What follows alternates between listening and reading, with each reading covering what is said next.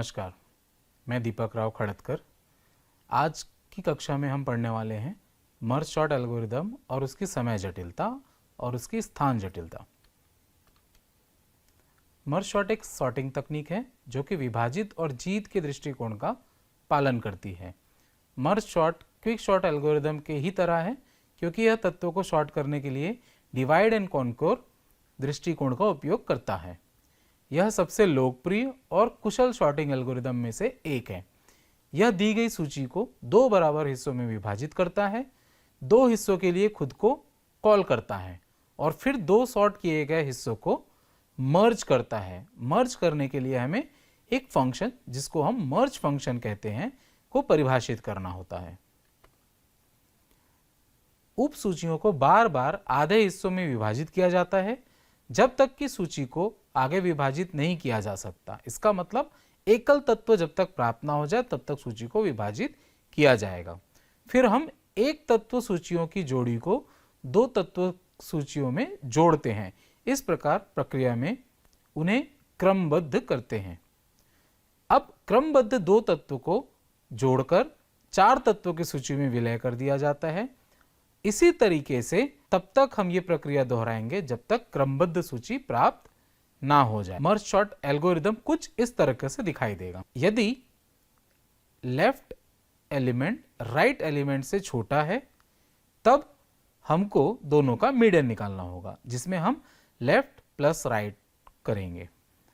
अब merge sort का function call करेंगे पहले भाग को सॉर्ट करने के लिए, जिसमें हम एरे, लेफ्ट एलिमेंट और मिड एलिमेंट पास करेंगे। दूसरे भाग को सॉर्ट करने के लिए फिर से मर्ज सॉर्ट के फंक्शन को कॉल करेंगे, जिसमें हम एरे, मिड एलिमेंट के साथ एक बढ़ाकर और राइट एलिमेंट को पास करेंगे। अब इसी तरीके से दोनों भागों को मर्ज करने के लिए एक मर्ज फंक्शन का इस्तेमाल करेंगे, जिसमें एरे, उसका लेफ्ट एलिमेंट, उसका मिड एलिमेंट और उसका राइट एलिमेंट पास किया जाएगा। अब जो मर्ज उसको कॉल किया जाएगा जिसमें एरे, लेफ्ट, मिड और राइट पास किया गया था।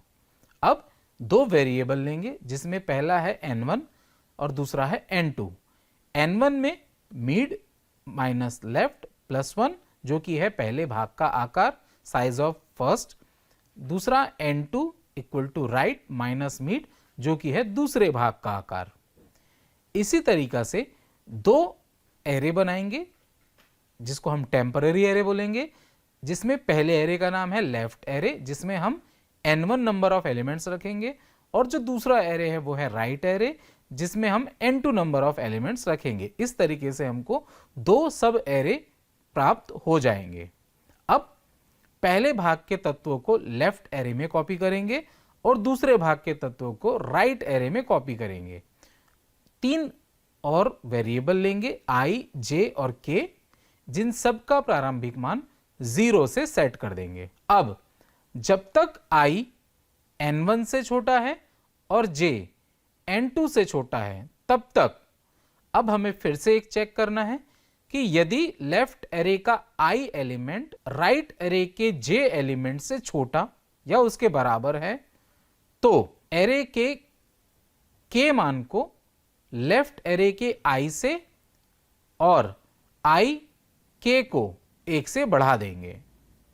यदि यह ऐसा नहीं है तो एरे के k मान को, जो कि अभी 0 से इनिशियलाइज्ड है, तो एरे ऑफ 0 को राइट एरे के j से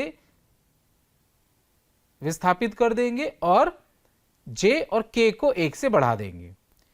शेष लेफ्ट एरे के तत्वों को एरे में कॉपी करेंगे और शेष राइट एरे के तत्वों को एरे में कॉपी करेंगे। अब ये तो हो गई एल्गोरिदम की बात। अब मर्ज सॉर्ट का एल्गोरिदम किस तरीके से काम करता है उसको समझने के लिए आइए हम एक अनसॉर्टेड एरे का उदाहरण लेते हैं और इस उदाहरण से मर्ज सॉर्ट एल्गोरिदम के कार्य को समझते हैं।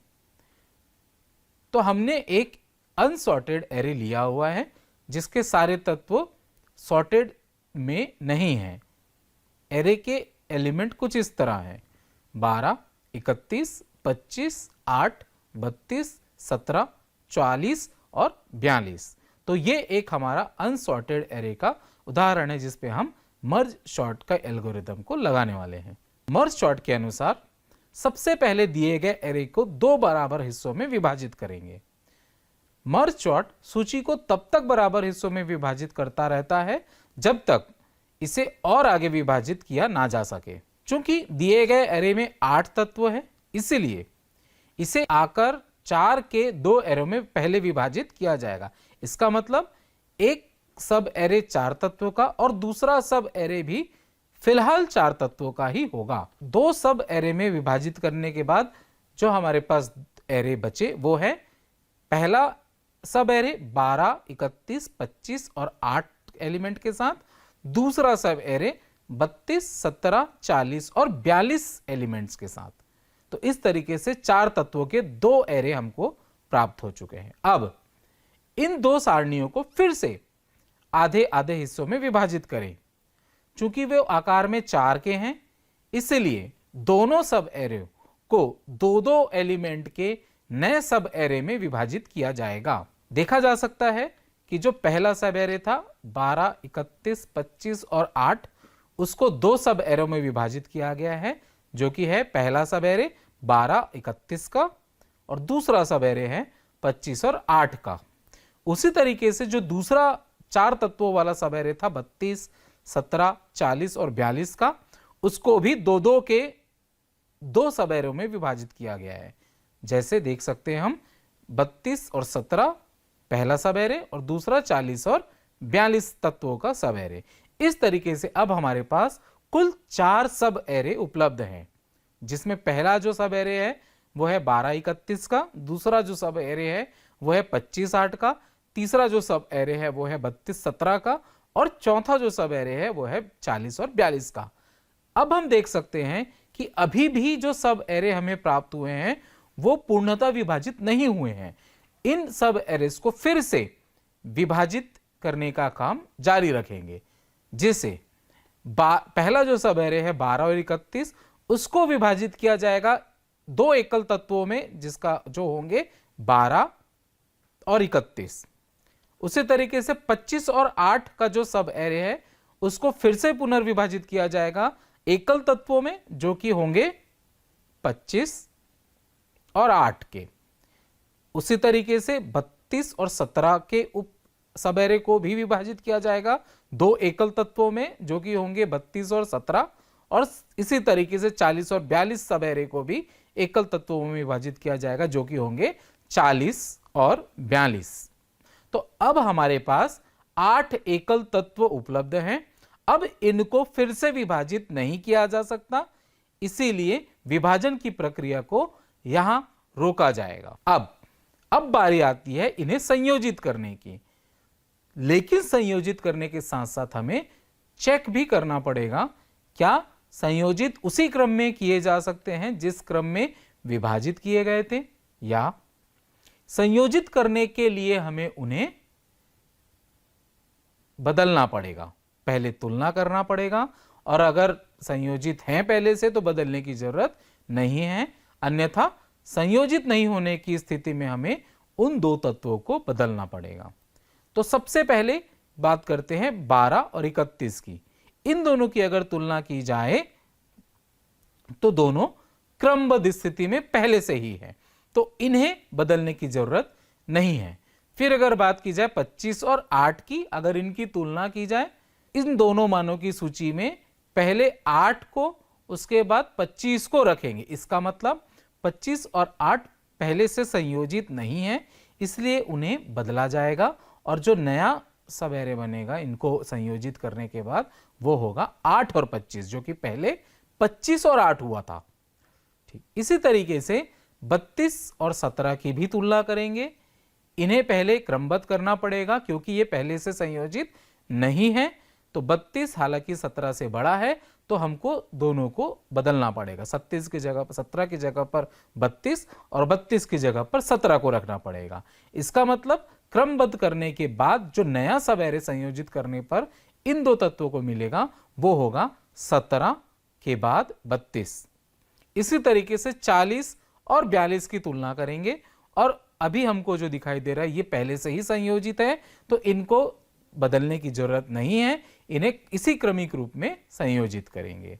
तो संयोजित करने के बाद हमारे पास पहले जो दो दो तत्वों के 4 सब एरे मिलेंगे वो इस तरीके से होंगे। पहला 12-31, दूसरा 8-25, तीसरा 17-32 और चौथा 40 और 42। अगर हम अभी देखें तो हमें मुख्य एरे अभी भी नहीं मिला क्योंकि मुख्य एरे में 8 एलिमेंट होने चाहिए। ठीक है, अब ये जो दो दो तत्वों के 4 सब एरे उपलब्ध हैं, इनको फिर से संयोजित करने की जरूरत है। तो संयोजन की पुनरावृत्ति की जाएगी। अब अगर हम देखें तो 12-31, 8-25, 17-32 और 40-42 के 4 एरे अवेलेबल है हमारे पास। अब इन सारणियों का अंतिम विलय करना जरूरी है क्योंकि खुद में ये सारणियां जो हैं, छोटी छोटी सारणियां, ये संयोजित है, ये सॉर्टेड है। तो अब इनको इंटरनली सॉर्टेड करने की जरूरत नहीं है, तो इनको बस हमको विलय करने की जरूरत है। तो जो अंतिम हमको सूची दिखाई देगी इन चारों सब एरे को संयोजित करने के बाद वो होगी 8, 12, 17, 25, 31, 32, 40 और 42, जो कि पूरी तरीके से सॉर्टेड है। चलिए अब हम बात करते हैं मर्ज सॉर्ट के जटिलता। अगर हम टाइम कॉम्प्लेक्सिटी या समय जटिलता की बात करें तो 3 तरीके के केस हो सकते हैं। पहला बेस्ट केस, दूसरा एवरेज केस, तीसरा वर्स्ट केस और बस ये 3। अब अगर हम बात करें बेस्ट केस की तो सर्वश्रेष्ठ केस में समय की जो जटिलता है वो तब होगी जब कोई भी सॉर्टिंग करने की आवश्यकता ना पड़े। इसका मतलब पहले से ही जो एरे है वो शॉर्टेड है। इस केस में मर्ज सॉर्ट की सर्वश्रेष्ठ केस समय जटिलता जो है वो big O of n log n होगी। बात करें औसत केस जटिलता की तो यह तब होता है जब सारणी के सारे तत्व अव्यवस्थित क्रम में होते हैं, जो ठीक से आरोही नहीं होते और ठीक से अवरोही भी नहीं होते। मर्ज सॉर्ट की औसत केस समय जटिलता जो है वो है big O of n log n। हम देख सकते हैं कि सर्वश्रेष्ठ केस जटिलता समय की और औसत केस जटिलता समय की दोनों एक समान है, जो कि big O of n log n है। बात करें सबसे खराब केस समय जटिलता की, यह तब होता है जब सारणी के तत्वों को उल्टे क्रम में सॉर्ट करने की आवश्यकता होती है। इसका मतलब है कि मान ले कि आपको सारणी तत्वों को आरोही क्रम में सॉर्ट करना है, लेकिन जो दिया गया सारणी है वो अवरोही क्रम में सॉर्टेड है। तो यह स्थिति तब उत्पन्न होगी जब आपको करना आरोही है, लेकिन सॉर्टेड तो है एरे लेकिन वो अवरोही क्रम में है। या उसका उल्टा ले लें, आपको सॉर्ट करना है अवरोही में और जो एरे है वो आरोही क्रम में सॉर्टेड है। तो खराब केस की जो समय जटिलता है वो भी big O of n log n। आगे बढ़ते हैं। स्पेस कॉम्प्लेक्सिटी की अगर बात करें तो मर्ज सॉर्ट के अंतर्गत स्पेस कॉम्प्लेक्सिटी जो होगी वो होगी O ऑफ n। स्टेबिलिटी की अगर बात करें तो हाँ ये स्टेबल है। अगर इसकी तुलना क्विक सॉर्ट से करें तो वो क्विक सॉर्ट स्टेबल नहीं होता है, लेकिन ये मर्ज सॉर्ट स्टेबल है। मर्ज सॉर्ट को समझने के लिए हम उदाहरण लेते हैं। जैसे पहला उदाहरण, मान लीजिए हमारे पास एक अनसॉर्टेड एरे है जिनमें तत्व हैं 38, 27, 43, 3, 9, 82 और 10। मर्ज सॉर्ट के अनुसार सबसे पहले इस बड़े एरे को 2 छोटे छोटे एरे में विभाजित करेंगे, जिससे हमको 2 हिस्से मिलेंगे। तो पहला हिस्सा 38, 27 और 43 होगा और दूसरा हिस्सा 3, 9, 82 और 10 होगा। अब चूंकि हमें और विभाजित करने की जरूरत पड़ेगी क्योंकि अभी भी एकल तत्व प्राप्त नहीं हुए। तो अगर दोनों हिस्सों को फिर से विभाजित करें तो पहले सब एरे में अगर हम देखें तो 38, 27 और 43 है, जिसको अगर हम 2 बराबर हिस्सों में विभाजित करें तो पहला हिस्सा 38 तत्व रखा होगा और दूसरे हिस्से में जो तत्व होंगे वो होंगे 27 और 43। इसी तरीके से जो अगला विभाजित किया हुआ एरे है वो है 3, 9, 82 और 10। इसको अगर 2 बराबर भागों में विभाजित करें तो पहला भाग होगा 3 और 9, दूसरा भाग होगा 82 और 10। हमें इनको तब तक विभाजित करते हुए चलना है जब तक प्रत्येक हिस्सा केवल एक तत्व वाला ना बन जाए, एकल तत्व जब तक ना मिल जाए तब तक विभाजन की जरूरत पड़ेगी। अब अगर 27 और 43 को विभाजित करें तो 27 एक तत्व और 43 दूसरा तत्व। अब हमें एकल तत्व प्राप्त हो गया। दूसरा, अगर एक सब एरे जिसके तत्व 3 और 9 हैं को विभाजित करें तो हमें दो एकल तत्व मिलेंगे जो है 3 और 9। इसी तरीके से एक सब एरे 82 और 10 एलिमेंट का है जिसको अगर फिर से विभाजित करें तो अब हमें फिर से एकल तत्व दो मिलेंगे जो होंगे 82 और 10। इस तरीके से हमने विभाजन का कार्य पूर्ण कर लिया। अब मर्ज सॉर्ट का जो अगला चरण है वो है विभाजित किए गए हिस्सों को मर्ज करना। तो सबसे पहले हम 27 और 43 को मर्ज करने की कोशिश करें जिससे उनको मिलाकर जो नया सब एरे बनेगा वो होगा 27 और 43 एलिमेंट रखे हुए। अगला 38 और अब जो 27 और 43 मिला उसको 38 के साथ मर्ज करने की जरूरत है। तो अगर 38 एक एरे और 27 43 के दूसरे एरे को मिलाकर मर्ज करने की कोशिश करें तो सॉर्टेड जो सब एरे मिलेगा वो 27, 38 और 40 मिलेगा। अब 3 और 9 को मिलाने की जरूरत है तो जो सब एरे बनेगा वो 3 9 का होगा। इसी तरीके से 82 और 10 को मिलाकर जो सब एरे बनेगा वो होगा 10 और 82 तत्व रखा हुआ। इसी तरीके से अब हमारे पास मर्ज करते करते हम उस स्थिति में आ गए जहां पे दो दो एलिमेंट के या तीन तीन एलिमेंट के हमको सब एरे मिल चुके हैं। अब पहला सब एरे 3 और 9 एलिमेंट का जिसको मर्ज करना है 10 और 82 वाले एरे के साथ। जब इनको मिलाया जाएगा, मर्ज किया जाएगा तो नया जो सब एरे मिलेगा वो होगा 3 9 10 82। अब हम देख सकते हैं इस अंतिम एरे में 3 9 10 82 वाले में सारे तत्व सॉर्टेड है। अब हमको दो हिस्से प्राप्त हो गए जिसमें पहला हिस्सा 27 38 43 जो कि सॉर्टेड है, दूसरा हिस्सा 3 9 10 82 जो खुद में सॉर्टेड है। अब इनको जब मिलाया जाएगा तब हमको अंतिम रूप से एक एरे प्राप्त होगा। तो जो एरे अब प्राप्त होगा वो होगा 3 9 10 27 38 43 82। तो अंतिम एरे सॉर्ट करने के बाद 3 9 10 27 38 43 और 82 तत्व रखे हुए होगा। इस प्रकार हम देख सकते हैं कि मर्ज सॉर्ट एल्गोरिदम का इस्तेमाल करते हुए कैसे एक अनसॉर्टेड एरे को सॉर्टेड एरे में बदला जा सकता। अब मर्ज सॉर्ट की कुछ विशेषताएं। सबसे पहली विशेषता है इसकी स्थिरता। मर्ज सॉर्ट स्थिर है। इसका मतलब यदि दो तत्व समान होते हैं तो उनका सापेक्ष क्रम संरक्षित रहता है। ऐसा नहीं होगा कि अगर दो तत्व समान हैं तो अगर एक i में है और एक i+1 इंडेक्स पे रखा हुआ है तो उनकी इंडेक्सिंग बदल जाए। ऐसा नहीं होगा कभी भी। अगर पहला तत्व i में है तो सॉर्ट करने के बाद भी वो तत्व i में रहेगा और उसके बाद जो i+1 में था वो i+1 में ही रहेगा। तो यही इसकी स्थिरता है। दूसरा, अतिरिक्त स्थान की आवश्यकता। अब मर्ज सॉर्ट को अतिरिक्त स्थान की आवश्यकता होती है जो कुछ स्थितियों में इसे कम अनुकूल बनाता है। बाहरी सॉर्टिंग, एक्सटर्नल सॉर्टिंग।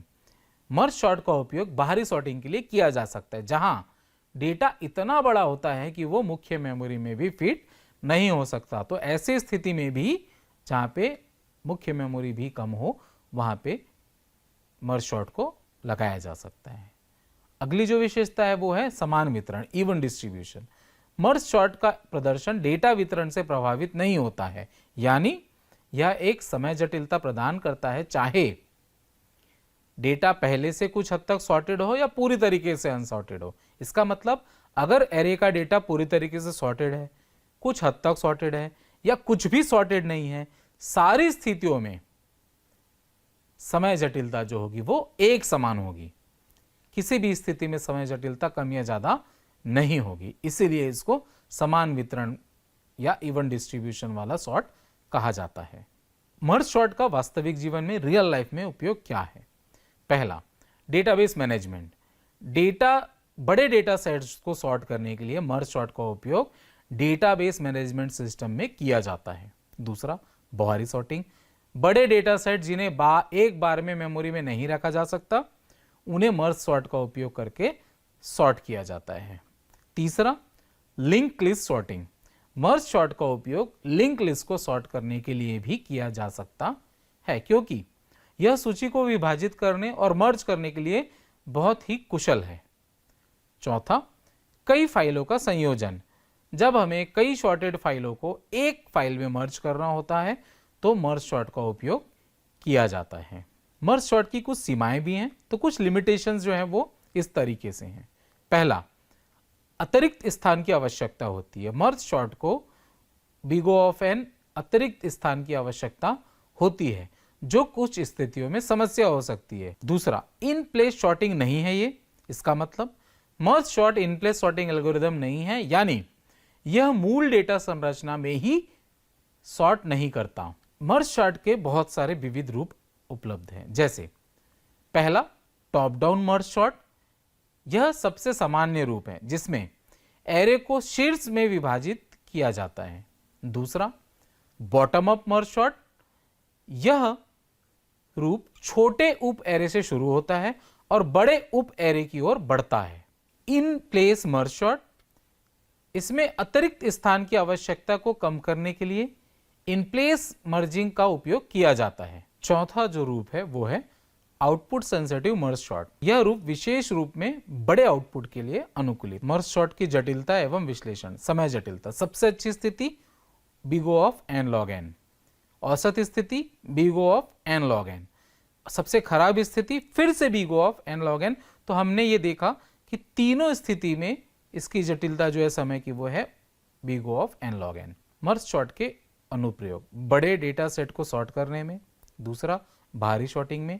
तीसरा, उल्टी गिनती में। चौथा, एक सारणी का मध्यिका ज्ञात करना। मर्ज सॉर्ट के लाभ, पहला है स्थिरता। मर्ज सॉर्ट एक स्थिर सॉर्टिंग एल्गोरिदम है, जिसका अर्थ है कि यह इनपुट सारणी में समान तत्वों के सापेक्ष क्रम को बनाए रखता है। दूसरा, सबसे खराब स्थिति में गारंटीकृत प्रदर्शन, मतलब मर्ज सॉर्ट में सबसे खराब स्थिति में, जो कि big O of n log n है, की समय जटिलता होती है, जिसका अर्थ है कि यह बड़े डेटा सेट पर भी अच्छा प्रदर्शन करता है। तीसरा लाभ, लागू करने में आसान है, जिसके लिए हम विभाजित और जीतने का तरीका। मर्ज सॉर्ट के कुछ नुकसान भी है, जिसमें पहला है स्पेस जटिलता और दूसरा है इन प्लेस नहीं होना। मर्ज सॉर्ट की सॉर्टिंग प्रक्रिया के दौरान मर्ज किए गए सब एरेज को स्टोर करने के लिए हमें कुछ अतिरिक्त मेमोरी की आवश्यकता होती है। दूसरा है इन प्लेस नहीं होना। Merge sort in place sorting algorithm नहीं है, इसका मतलब सॉर्ट किए गए डेटा को स्टोर करने के लिए अतिरिक्त मेमोरी की आवश्यकता होती है। यह उन अनुप्रयोगों में नुकसानदेह हो सकता है जहां मेमोरी बहुत ज्यादा नहीं होगी और मेमोरी का उपयोग एक चिंता का विषय होता है। अब एक उदाहरण से हम मर्ज सॉर्ट को समझते हैं।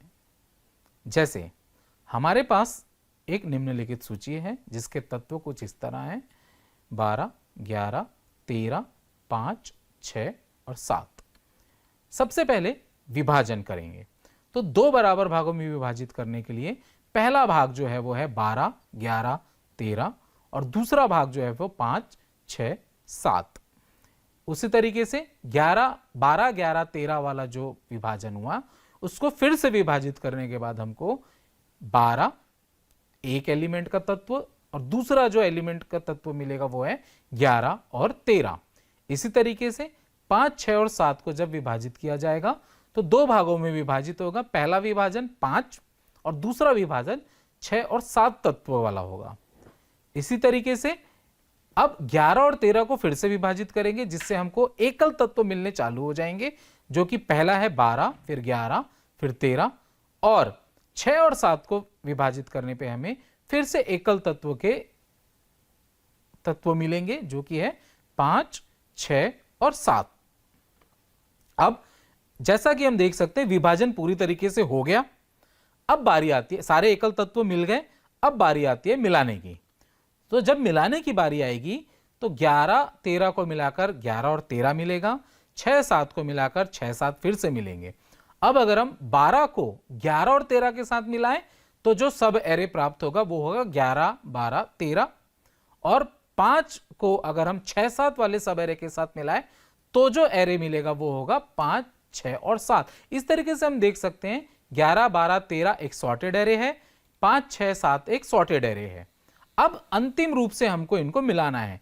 तो अंतिम रूप से जब मिलाने की बात आएगी तो एक सब एरे 11, 12, 13, दूसरा सब एरे 5, 6, 7 को जब मिलाया जाएगा तो अंतिम रूप से हमें जो एरे प्राप्त होगा वो होगा 5, 6, 7, 11, 12 और 13। इस तरीके से हम देख सकते हैं कि अंतिम रूप से हमारा एरे जो है वो सॉर्ट हो चुका है।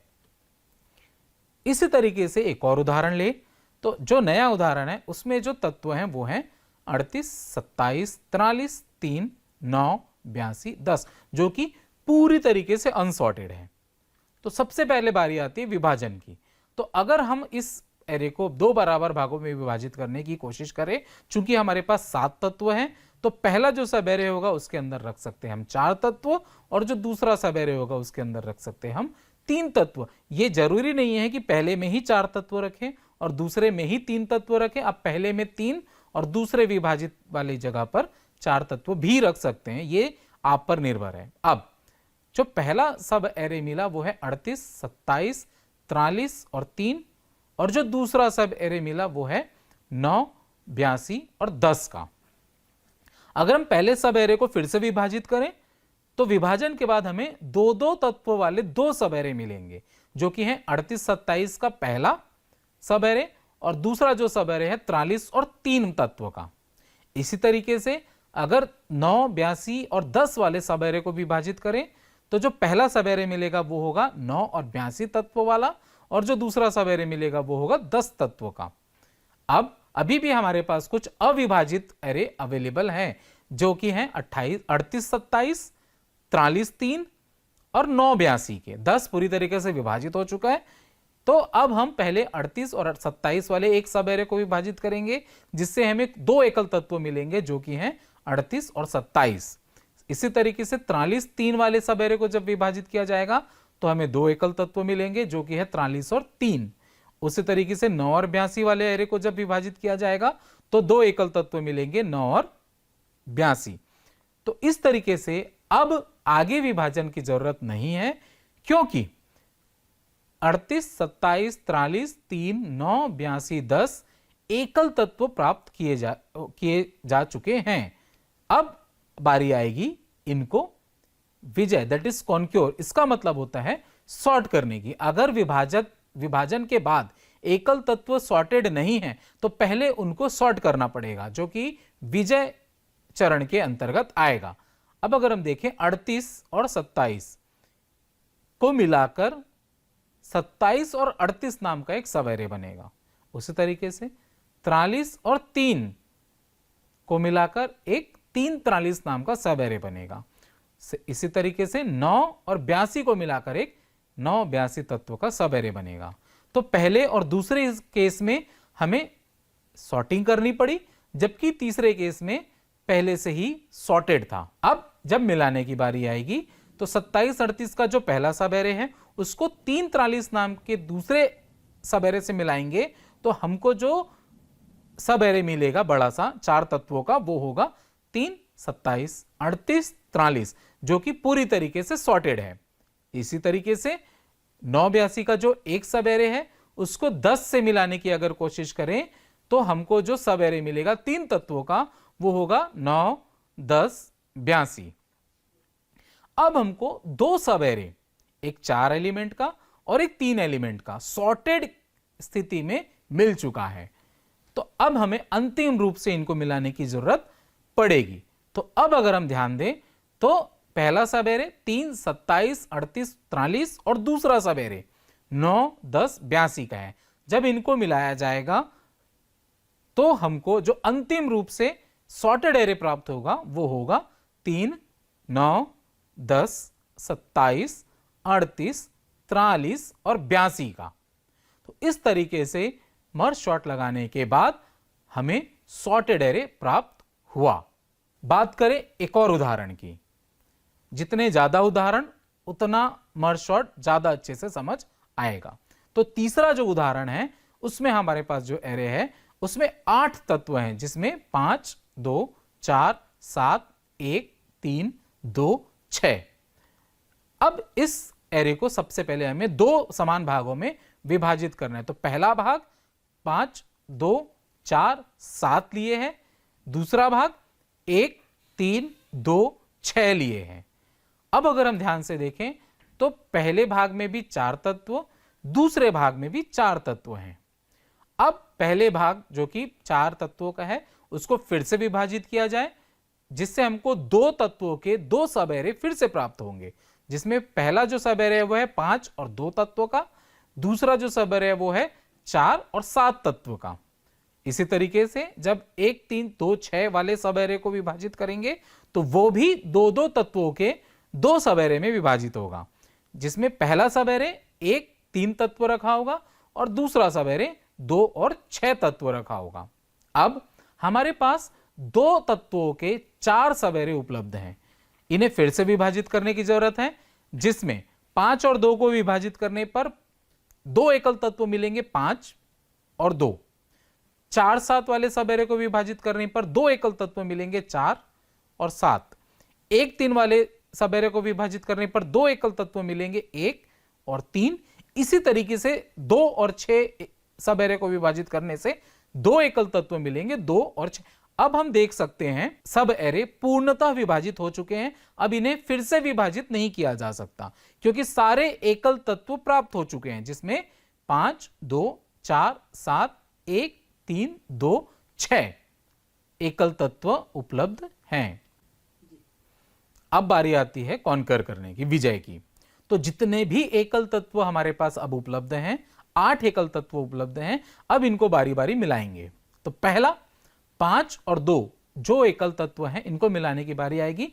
तो इनको परिवर्तित करके इनके स्थान को इनको बदलना पड़ेगा।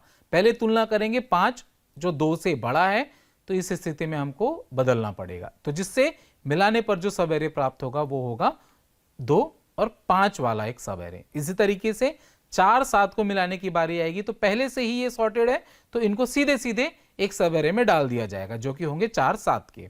इसी तरीके से 1 और 3 पहले से ही सॉर्टेड है तो जो सब एरे प्राप्त होगा वो होगा 1 और 3 तत्वों का।